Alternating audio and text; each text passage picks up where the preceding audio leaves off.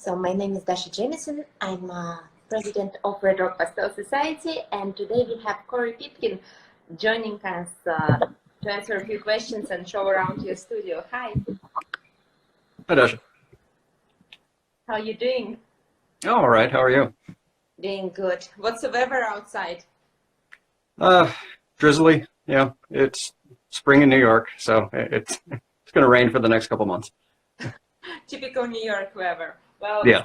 it is sunny and no clouds in the air, and not 100 degrees outside yet, so it's actually beautiful in Las Vegas. So, how are you doing right now? Do you have more time to paint during self-isolation or less? Can you share that? I have more free time, but I'm trying not to put too much pressure on myself. You know, with everything else that's going on, I don't need to put the added stress on to create a bunch of new work. So, you know, I have a pretty regular work ethic with it, at least putting a couple hours every day. So, you know, I'm keeping that steady rhythm going. But can you share some tips with our subscribers how to be able to create at home, especially if you have small kids? So you have 2 kids, right? Yeah, 4 and 8. I mean, you definitely need a space where you're isolated. You know, someplace quiet where you can think and actually, you know, get some work done. It's trying to keep a good balance between family and career is always tough, and you know, it's a day-to-day struggle. Some days better than others. That's definitely understandable. So when did you start drawing? I've always been drawing. I think I started drawing more seriously when I was right around the middle school age, maybe 10, 12, somewhere in there. I started copying art out of comic books, and that's how I taught myself how to draw. I brought up your painting on the screen. If you can see on top, that's actually Yep. how I met you. I hope Instagram wouldn't block it because it's a fine art. But anyway, so this piece impressed me so much. So just continue. I want to know how long you've been drawing to be able to achieve this level. So I mean, if I started at 10 or 12, that's 30 years. And it's, you know, just getting to it every day, drawing from life as much as possible. It's not easily done right now, but once everything settles back a bit. So you're attending live drawing classes, or you're teaching live drawing classes? Like, how does it work? I attend life drawing at least once a week, and I teach it on occasion as well, probably once a quarter up here in New York. But you know, it's putting in the time and you know, study, look at the artists who inspire you, and beyond just being inspired by them, try to deduce their process. You know. Let me stop you right now. You mentioned artists. Look at a work of artists who inspired you. So in your case, who are those artists? Well, I mean, from art history, Rembrandt, Velasquez, Repin, Sargent, you know, a lot of the big names in representational art, and then, you know, some of the more contemporaries too. Nick Alm is a young painter in Sweden, I believe, who's absolutely amazing. Definitely one to look up. And he's following in that John Singer Sargent vein. Yeah, Sargent at the Met, like if you can see his works up close, like that's so impressive. Like you cannot believe what it's done actually by the human. So yeah, and they're huge too. I mean, you look at them in a book and it's a little, you know, 3-inch square, but you see them in person and they're 10 feet tall. Yeah, yeah, it's a great body of work too. What about modern day, like living artists? Do you enjoy somebody's work right now? Um, no, there's plenty of artists these days. Susan Lyon is an artist that I'm a big fan of right now. I had the opportunity to study with her about 2 years ago. Call from. I will need to check you out. And we have a question. Do you still use ACM for your pastels? I'm not sure. Yeah, for a while I was making my own pastel ground and painting it onto the ACM panels. I've since found papers that I prefer, much better than the ground I was making, but I still use it as a backing board because it's far more rigid than anything like masonite. It's a lot thinner than gator board, and it's probably cheaper when you actually get down to it. Let us see your studio. Can you please show Sure. us around? You say you have few pieces at work, and we're gonna ask you a few questions as we're going. Sure. Let's see. This is a piece I have going on right now. It's nearing completion. See if I can get it's pretty large as far as pastel goes. What surface are you using? This is UArt, UArt Dark 400, I believe. And it's mounted to a piece of ACM. You can see right there. Oh, that's cool. Yeah. But, especially for a piece this size, the ACM is very helpful because, once you put this in the frame and put the museum glass on, it's going to be pretty heavy. So I don't want the backing board to add more weight to that. I read your article in Realism Today, and you were speaking about using limited palette and hard and soft edges as your tool to achieve artistic quality of your work. Can you please show an example? You Sure. think this work will illustrate that? Yep, I have one that was finished recently that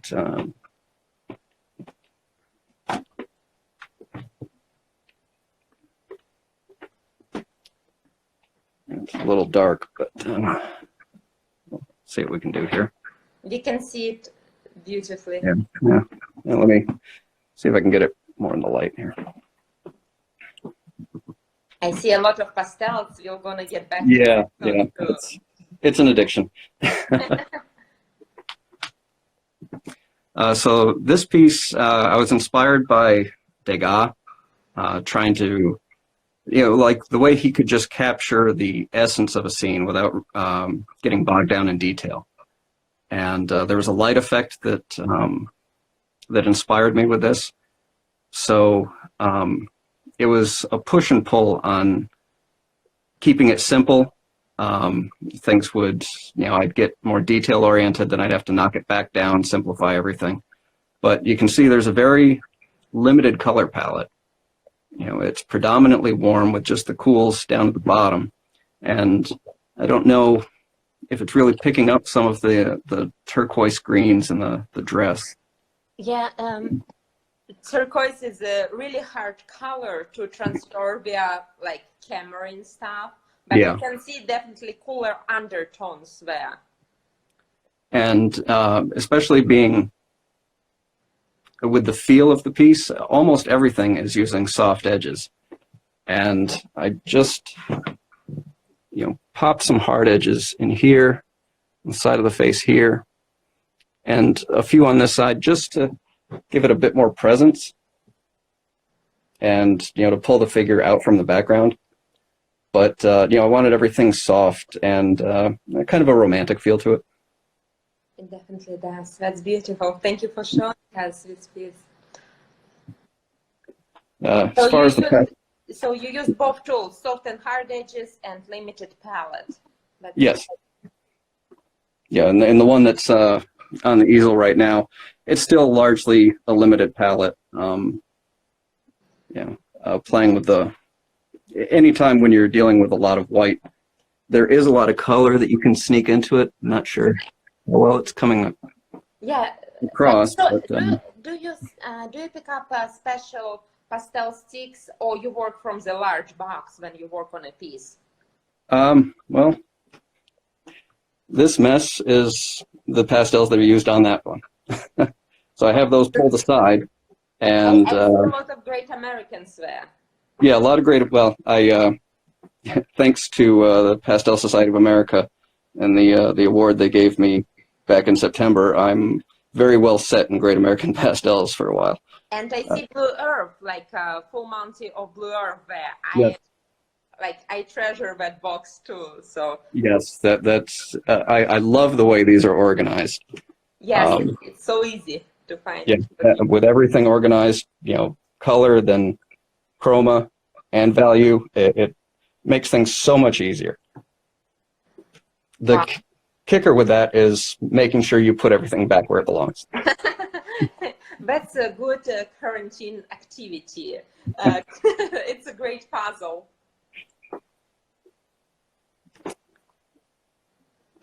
Can you make a few marks, like while you're holding your phone, can you make a few marks on your work?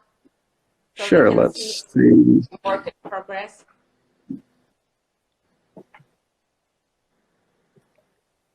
Try and do this one-handed here.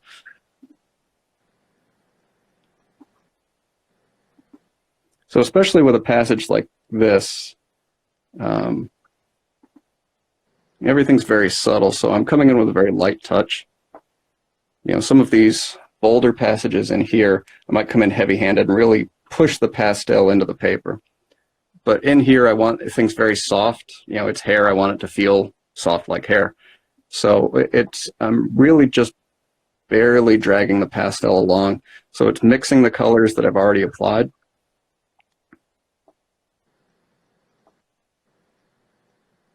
But I want to still be very conscious of the mark I'm making.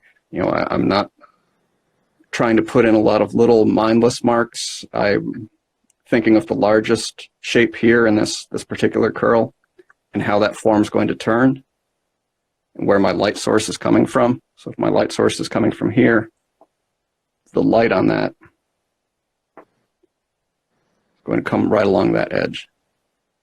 Wow. And you're thinking about shape always and source of light and your touch, application value, and everything in combination. So it's awesome. Yeah. Once I have the drawing more or less set and I want to conceptualize where the light's coming from, I think a lot of times, especially when we're working from photos and working with the figure, we get caught up in trying to get our painting to look exactly like what we're seeing. Yeah. But I find that if you have a good drawing and you're happy with the way things are, you need to make it work within the reality you've created. Know where your light's coming from and then just conceptualize it instead of chasing the reference. Things tend to move a lot faster, and I find I'm usually happier with the results. Do you, you say you use, I asked that during IAPS, you use combination of your own photographs and live drawing sessions to create your pieces, correct? Correct, yes. So you took this photograph, because we have online exhibition going on right now, and this is one of the common questions from representative artists or like hyper-realistic animalist painters. They're asking like, hey, can I use great photography, what I purchased? And we invited Jimmy Wright to be a juror at our online exhibition, and he is president of PSA, Pastel Society of America, one of the oldest pastel society here, and PSA has probably the highest standards for the work. So can you please give advice to people who are about to enter online exhibition, how to be with copyright and how to keep yourself as a representative artist to a high standard? Well, for your own work, I think it's very important to take your own photos. I should probably switch this back, shouldn't Purchase photos, and there are some great resources for purchase photos. PoseSpace is one that I use, and especially right now when you can't do life drawing, it's a great resource to practice with. Yeah. But when it gets down to actually creating your work, working off of somebody's photo, you're still working off of their reference. It's not 100% yours. Yeah, And I think it's important to have that.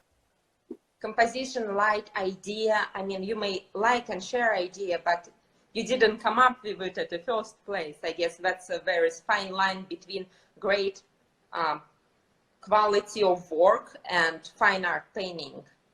Exactly. Yeah, that's what Jimmy told me. So. Yeah, I'm in agreement with Jimmy on that one. No, thank you for sharing. And I have another question, so let me try to bring it up right here. They're saying, hi, Corey, and very small questions about your process. Can you see the question at the bottom of the screen? Yep. Okay, what adhesive do you use to mount the UR to ACM? It is...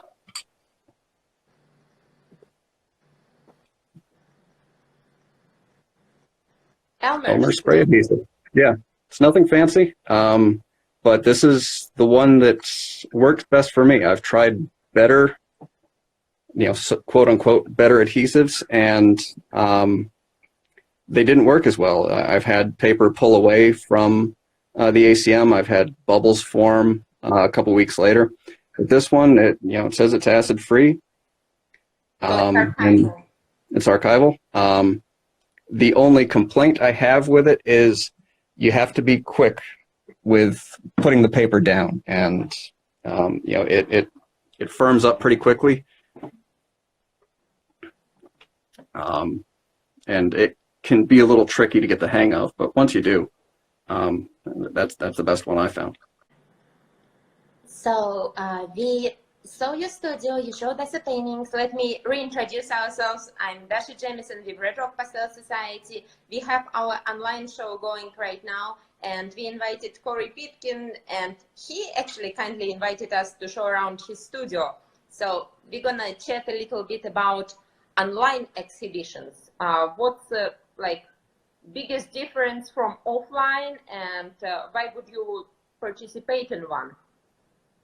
Well, the biggest benefit of an online exhibit is you largely get the same exposure that you might get in a physical exhibit, but you don't have to deal with shipping. And especially in this medium, when your shipping works in glass, it gets expensive and it's nerve-wracking. You're always worried that something's going to happen in transit, and that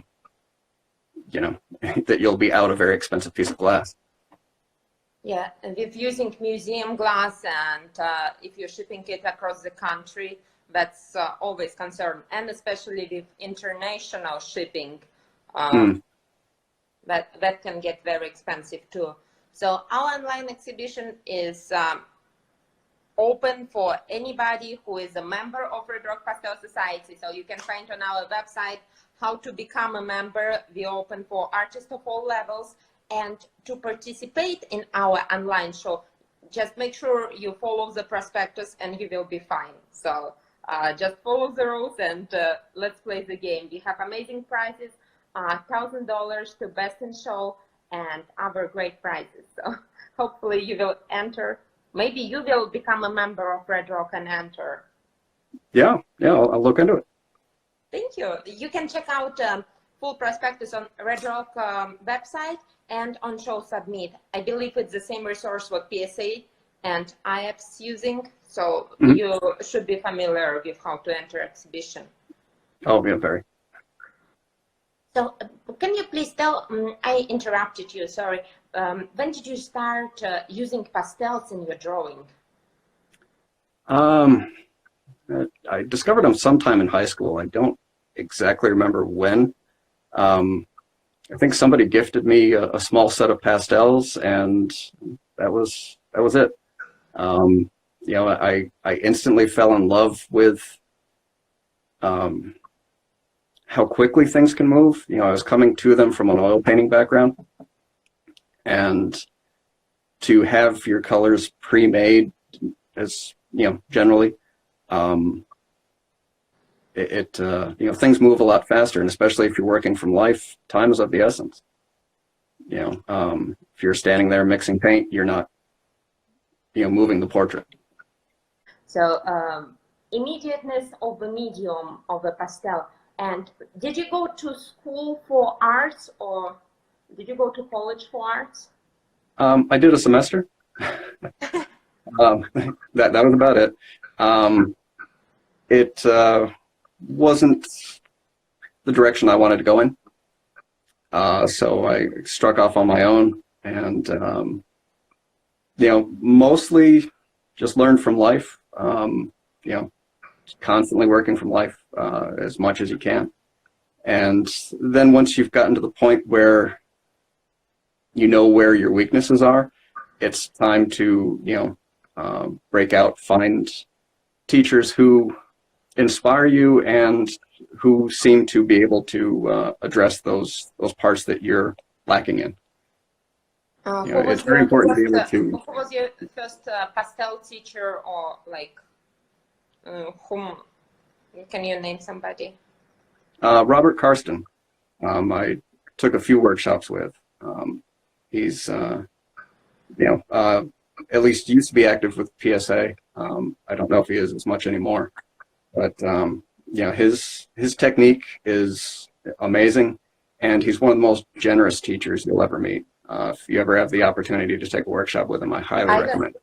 I have a list going what I need to look up after talking to you, so make sure you send me names too.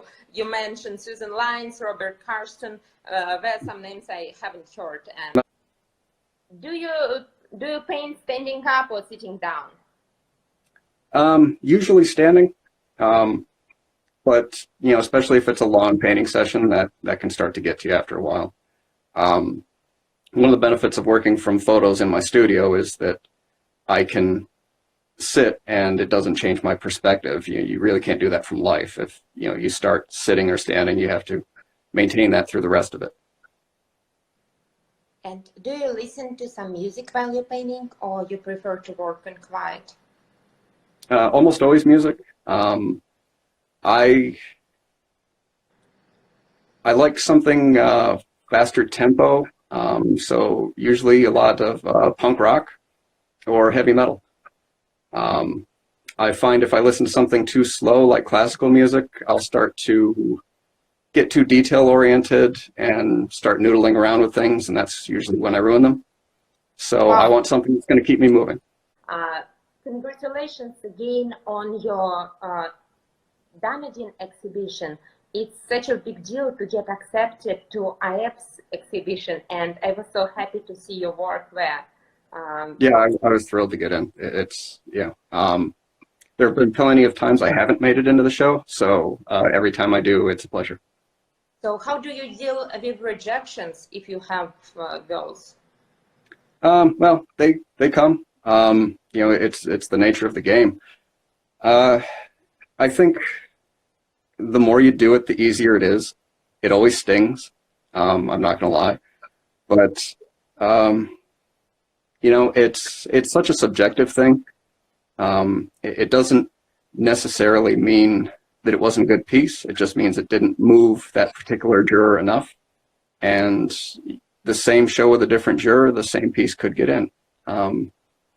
So you try to build a thicker skin about the rejection. Sometimes it works, sometimes it doesn't. I have a question from Caroline about soft edges and overlapping color or temperature changes. So can you return to that subject again, please? Sure. It's usually overlapping color.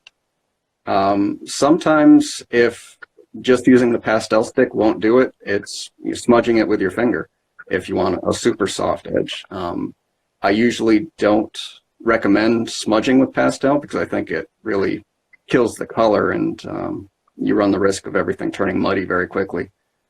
but sometimes that's the only way you're going to get a super soft edge. So you just have to come at it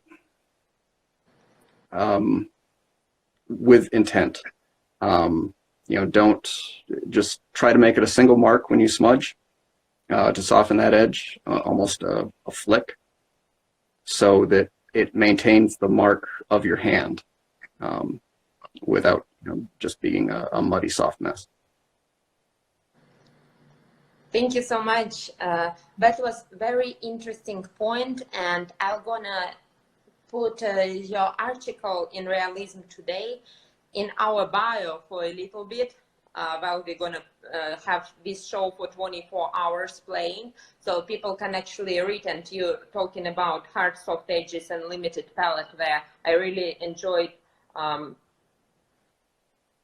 your article. Are any of your kids involved in arts and drawing? I have a question from.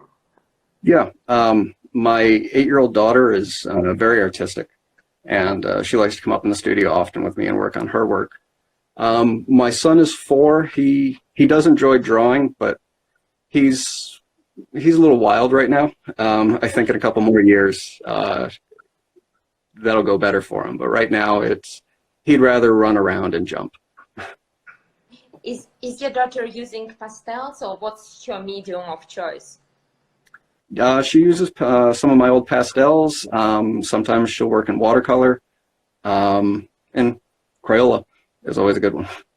Crayola is a great one. Do you try to teach her, or you just let her do her thing? For years, I've been letting them just do their thing, because the type of work I do can be kind of academic, and I don't want to kill their love of art by making it too much like work. But my daughter has gotten to the point where she's asking for instruction, so I'm finding little ways to help move that forward for her.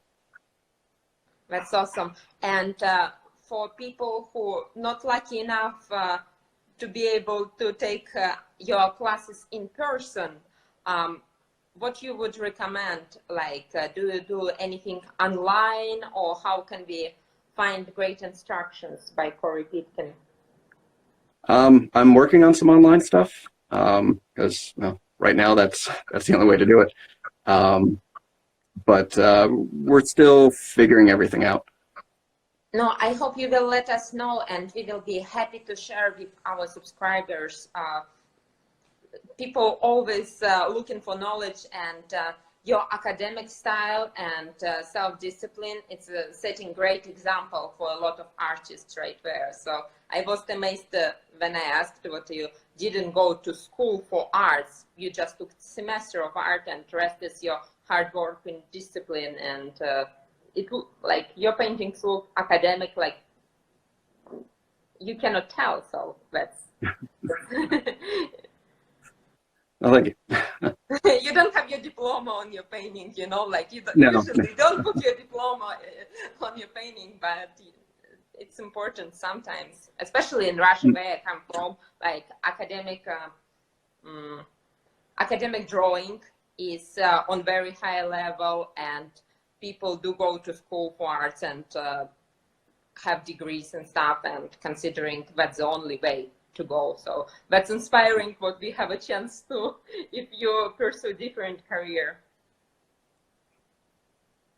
Yeah, it's instruction's important, but mostly it's putting in the time, and being honest with yourself about your own work. Find ways to better analyze your work, see where things are lacking. And one of the things that I use in the studio is I have a large mirror mounted behind my easel, so I can look behind me and see my painting from farther away and in reverse. And a lot of times there'll be little issues, especially when you're working in figurative art, that you may not notice when you're looking at it directly, but once you see the painting reversed or from a distance, you instantly see where these problems are. That's a great tip. A friend of mine actually shared that with me to take your painting from the easel and turn it upside down, look at a mirror, look for the camera. But your way for permanent studio is amazing because you don't have, like, you can always do that. So if you have it behind you, and that's probably great for the self-portraits too, right? Oh, definitely. Not that I do many, but Have I you keep done saying it? I'm going to every birthday, but I never do. No, thank you so much. That was really nice. Appreciate your questions. I'm gonna save the video and we will try to upload it later for Instagram TV. Right now, everybody moved online, so it takes a little bit longer than usually. No, I'm sure. Yeah, thank you so much. And Thank you. congratulations again. Always exciting to see your work. Thank you. Thank you. Please keep sharing it. I Thank will you do. guys for watching. Thank you for your questions. And video will be available for 24 hours and later on Instagram TV. Please check out our channel for other great interviews. Thank you, Corey. Thank you, guys. Thank you.